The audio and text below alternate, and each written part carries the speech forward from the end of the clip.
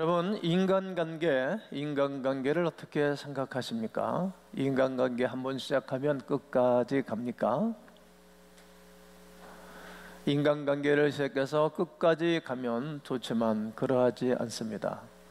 부부가 살다가 죽음이 갈라놓기도 하고, 또 이런저런 일들 때문에 또 헤어지기도 하고, 그래서 힘들고 어려워합니다. 오해 때문에 인간관계가 멀어지기도 하지요. 지난주에 야곱의 삶에 대해서 말씀을 드렸는데, 사랑은 아픈 거라고, 사랑하면 반드시 아픈 것이라고 말씀을 증거했습니다. 또 그것이 인생이라는 것을 세월 가면서 알게 되는 것입니다. 전에 말씀을 드렸습니다만 소개 한번 한 적이 있는데, 미국 오레곤주의 뉴 호프 커뮤니티 처치의 데일 갤러웨이 목사에 대해서 이번에 쓴 책을 소개한 적이 있습니다. 이분은 구순하게 인생을 살고 평범하게 살아가면서 목사인 이분인데, 어느 날 아내가 전화가 온 것입니다. 공항이라고 나오라고, 얼렁채비라고 나갔는데 오늘서부터 당신하고 나는 함께 살 수가 없노라고, 그러고 빠이하고 가버린 것입니다. 얼마나 어렵고 힘들겠습니까? 또 본인의 신분이 목사인데 참 부끄럽기도 하고, 자기 자존감도 완전히 와르르 무너지는 그러한 형태일 것입니다. 그때 그 충격을 받고 그 어려움을 이겨내면서 쓴 책이 있습니다. 당신의 삶을 재건하라. 기회가 있으면 한번 번역물을 사서 읽어보시면 좋겠다 생각합니다. 그는 그 책에서 분노와 아내에 대한 그리움, 쓰라림, 이런 감정을 토로하면서 마음이 다친 이들에게 위로와 격려를 주면서 많은 분들을 치료하는 그러한 목사로 살아갑니다. 이때 갤러웨이 목사가 붙잡은 말씀은 시편 37편 5절입니다. 네 길을 여호와께 맡겨라. 너 가는 길을 여호와께 맡겨라. 그를 의지하면 그가 모든 것을 이루어 주시고, 그는 이 말씀을 통해 모든 것을 받아들여야 한다는 것 외에는 다른 방법이 없으면서 그런 여러 대지를 붙잡고 그가 쓴 책을 잠시 소개해드리고자 합니다. 그 첫째는, 받아들이는 것은 피할 수 없는 일들과의 싸움, 이제 그만두는 것이다. 이미 아내는 떠나가 버렸습니다. 피할 수 없는 상황이지 않습니까? 더 이상 싸울 필요도 없는 것이지 않습니까? 또 받아들이는 것은 수많은 상처를 멈추게 할 수 있다. 받아들이는 순간서부터 이제 우리의 상한 마음이 치유가 되고 상한 감정이 치유가 될 것입니다. 받아들이지 않으면 계속 굶어 터질 것입니다. 우리가 피부에 벌레가 물렸다든지 이상했을 때 긁으면 점점 커지잖아요. 아물지를 않잖아요.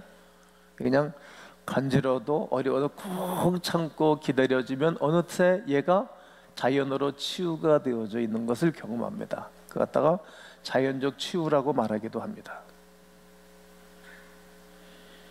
받아들이는 것은 변화시킬 수 없는 것에 대해 더 이상 걱정하지 않는 것입니다. 이미 다 벌어진 일입니다. 다 이미 깨진 일입니다. 그것 가지고 붙잡고 산다고 해서 해결될 일도 아니지 않습니까? 변화시키지 못할 일이라면 자꾸 생각하거나 이야기할 필요도 없습니다. 버릴 건 버리는 것입니다. 그리고 받아들여야 하는 것입니다.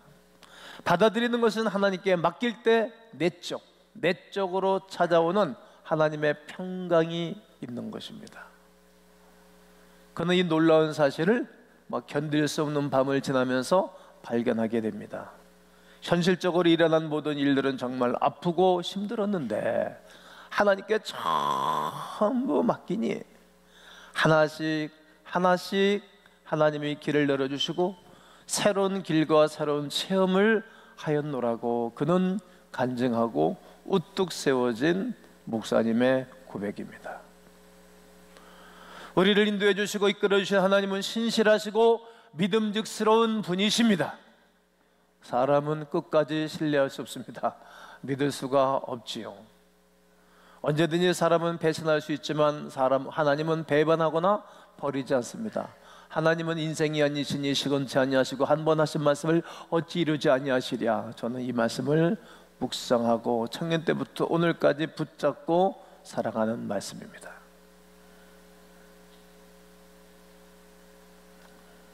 주 안에서만 참된 평안이 있습니다. 우리가 이 땅을 살아가는 동안 아픔 없이 살아가는 방법은 없을까? 생각해 보신 적이 있으시지 않겠습니까? 있을까요? 없을까요? 있습니다. 방법이 다 있습니다. 그것은 전적으로 하나님을 의지하고 살아가는 것입니다. 지난주에 야곱과 라헬, 레아 이 가문 설교를 했습니다. 이게 하나님만 전폭적으로 의지하고 사랑하지 않았던 야곱, 라헬을 사랑하잖아요, 사람을요. 그래서 아픈 거예요. 왜? 사람이 우상이 되어지는 것입니다. 아니, 자기가 오늘까지 그 라반 집에 가서 살고 버티고 살아가는 것이 다 하나님의 인도하심과 하나님의 주권적인 역사 안에 있었는데 이제는 딱 바뀌는 거예요. 사람한테 턱 보기에 키가 크고 몸매가 아주 훌쩍 이쁘고 이쁜 여자한테 마음을 다 쏟은 것입니다. 이것 때문에 이제 누구도 아파요? 야곱도 아프고 그의 아내 라헬도 아픈 것입니다. 처음 화내는 장면이 그 장면이잖아요. 나로 하여금 아이를 낳게 해라. 그래서 내가 죽겠다. 그러니까 내가 하나님을 대신하랴? 그러면서 처음 부부싸움이 그때 터진 거예요. 내가 요구하는 것이 안 이루어졌을 때 터지는 것이 싸움인 것입니다. 그리고 집안이 힘들어져요. 그때서부터 점차 야곱의 마음이 이제 라헬에게서 점점 멀어지고 그 마음이 누구에게로 갑니까? 레아에게로 쭉 가는 거예요.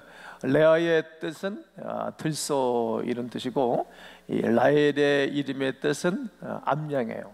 암양이 더 귀엽고 이쁘게 생겼잖아요. 그래서 덩치 크고 씩씩대고 그러잖아요.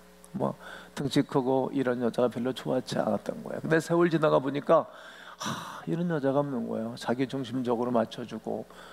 이제 여호수아서 오늘 4장 말씀을 보았는데 여호수아 3장에는 뭐가 등장을 하죠? 요단강 갈르는 사건이 기록을 해요. 그리고 4장에서는 이제 요단강을 갈르고 기적과 은혜를 체험한 사람들이 어떻게 살아가 될 것을 가르쳐 주시는 것입니다. 승리한 백성들이, 은혜와 복을 받은 백성들이 어떻게 살아가야 되는가를 가르치는 것입니다. 하나님이 인정하시는 인류 인생에는 어떤 것이라고 생각하십니까, 여러분? 처음 감격을 잃지 않는 인생일 것입니다. 사람들이 하나님을 처음 만나면 그 감격과 감사가 너무 커서 살아가요. 그리고 그때 행위가 있어요. 근데 시간이 지나고 세월이 갈수록 이 행위를 버리는 것입니다. 이 주시는 하나님의 은혜와 감격을 오래 유지하지 않습니다. 오늘 7절을 보면 요단을 건널 때 요단물이 끊어졌으므로 이 돌들이 이스라엘 자손을 위한 영원한 기념이 되리라. 우리 갈라져서 이스라엘 백성들이 다 건넜잖아요. 이게 기념이 될 거다. 그러면서 여호수아를 통해서 하나님 뭘 말씀하시는 것인가 하면 돌들을 다 미고 나와라. 12개의 큰 돌을. 그런데 이들 유숙하는 곳에 두고 나중에 기념비를 세워라. 기념비. 하나님이 우리에게 주신 은혜와 축복을 기념하는 기념비를 반드시 만들어 놓으라는 것입니다. 눈에 보이는 것으로. 눈에 안 보이면 세상 지나가면 다 잊어먹잖아요. 견물생시라는 말도 있지 않습니까?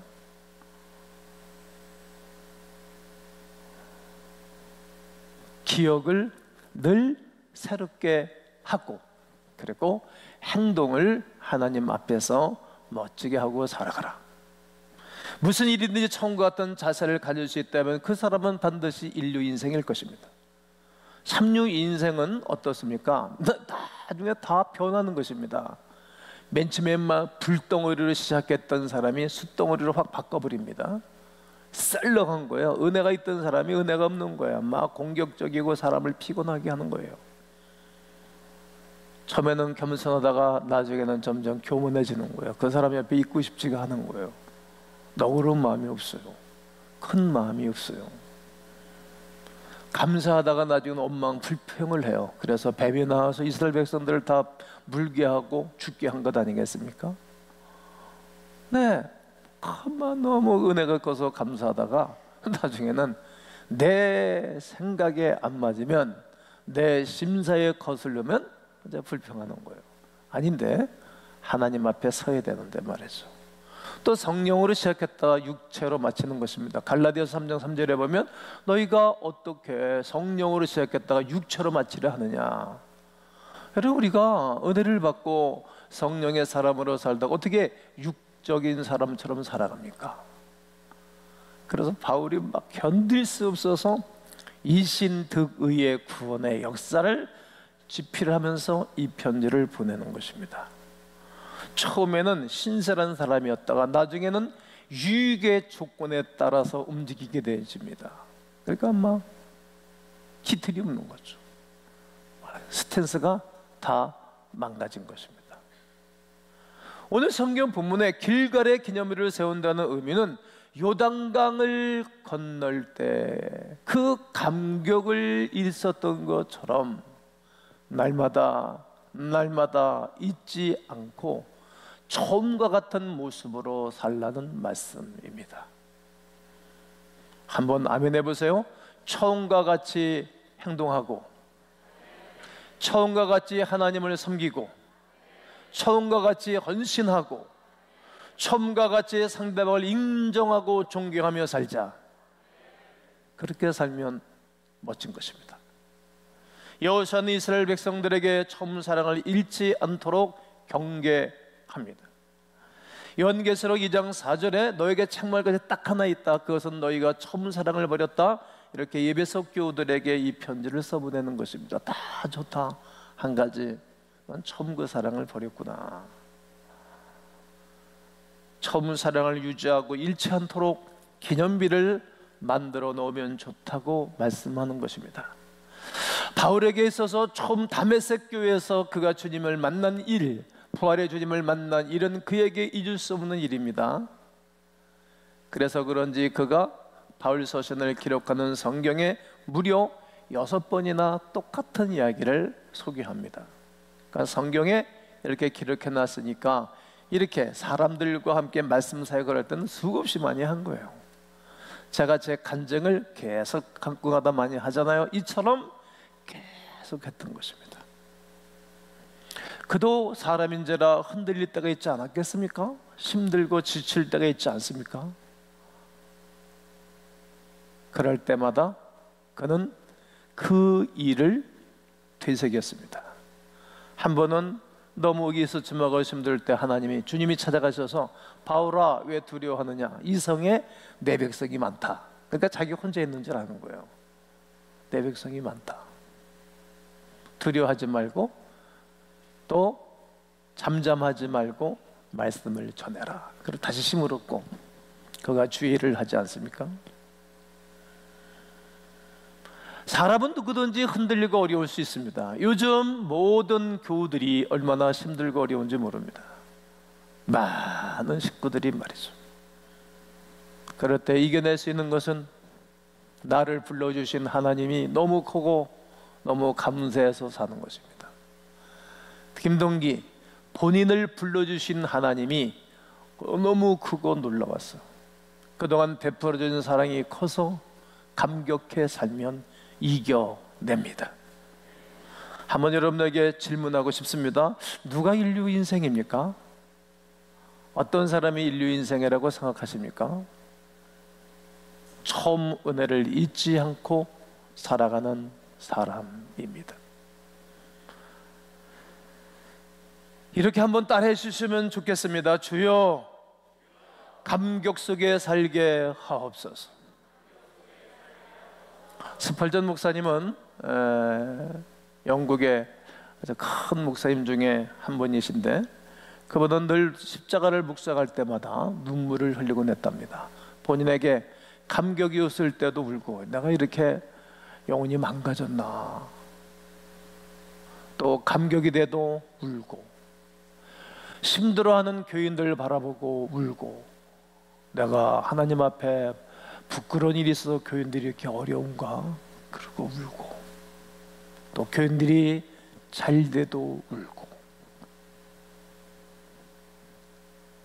교우들이 온전한 삶을 살아가지 않는 이들 바라보면 내가 잘못 가르쳤구나 그래서 울고, 온전한 삶을 살아가는 이들을 바라보면 또 감사해서 울고 늘 울었다는 겁니다. 그렇습니다. 처음 사랑을 계속 간직하고 지켜내는 것이 중요합니다. 십자가의 감격을 가지고 우리는 주의 일을 했으면 좋겠습니다. 감격이 없으면 죽은 것입니다. 우리가 모든 사역을 할 때 사랑과 감격을 잃으면 생명력이 없습니다. 죽은 것입니다. 기념비를 바라보며 처음 사랑을 회복할 줄 알아야 인류 인생일 것입니다. 은혜에 감격하면 무슨 일이든지 잘 감당할 수 있습니다. 그리고 중요하고 가치 있는 것을 기념하는 인생입니다. 오늘 본문 4장 7절을 다 함께 다시 한번 읽겠습니다. 시작. 그들에게 이르기를 요단물이 여호와의 언약궤 앞에서 끊어졌나니 곧 언약궤가 요단을 건널 때 요단물이 끊어졌으므로 이 돌들이 이스라엘 자손에게 영원히 기념이 되리라 하라 하니라. 이 역사를 경험한 것입니다. 하나님이 함께하고 승리했던 이야기들을 후손들에게 이야기해 주려는 거예요. 여러분, 자녀들에게 좋은 이야기거리를 마련해야 되잖아요. 그게 기념비를 만들려는 거예요. 기념비. 내 후손들에게, 다음 세대에게 신앙의 기념비를 만들어 놓으셔야 합니다. 우리에게 주어진 축복과 은혜를 다음 세대에게 넘겨주고 가르쳐주고 삶을 보여주는 것은 엄청난 가치요, 그리고 큰 삶이 될 것입니다. 성경은 먼저 유월절을 기념하라고 출애굽기 12장 14절에 말하지 않습니까? 유월절 이 날을 기념해라. 이 절기를 삼아 영원한 규례로 삼을지어다. 유월절 어린 양을 기념하는 예수 그리스도의 죽음을 말하는 것입니다. 출애굽기 17장 14절에서도 이것을 책에 기록하여 기념하게 하고 기록하고 기념하게 하라는 것이죠. 르비딤 광야에서 아말렉과 싸워 이겼던 이야기들, 마귀의 전쟁에서 이겼던 이야기들을 기념하여 외워 들리게 하라는 거예요. 그래야 내 다음 세대들이 그래 힘들고 어려울 때 문득문득 생각날 것이 아니겠습니까? 승리와 축복을 말해줄 수 있어야 되는 것입니다. 그것을 본인이 하나님 앞에 기도하고 믿음으로 살아가면서 만들어 가야 하는 것입니다.